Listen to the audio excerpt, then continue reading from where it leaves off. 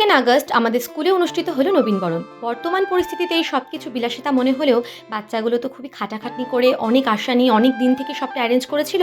তাই আর ওদের আশা ভঙ্গ করতে কারোর ইচ্ছে হলো না আমাদের। তবে বরাবরের তুলনায় আড়ম্বর যথেষ্টই কম ছিল। প্রদীপ প্রজ্বলনের পর উদ্বোধনী সঙ্গীত, তারপর আমাদের বিদ্যালয়ের ভারপ্রাপ্ত প্রধান শিক্ষক অরূপ স্যার এবং বিদ্যালয়ের ম্যানেজিং কমিটির সভাপতি বিশ্বজিৎ স্যারের বক্তব্যের পর 2জন ছাত্রীও বক্তব্য রাখলো। এরপর নতুনদেরকে বরণ করে নেওয়া হলো। একে একে গোনা কয়েকটা নাচের পর কিছু ফটোস তুললাম। শেষে অরূপ কাকুহার নাছর বান্দে এই বাচ্চাগুলোর অত্যাচারে গান গাইতেই হলো। একটা গানে সঙ্গ দিয়েছিলেন রাহুল স্যার এবং স্বরূপ স্যার।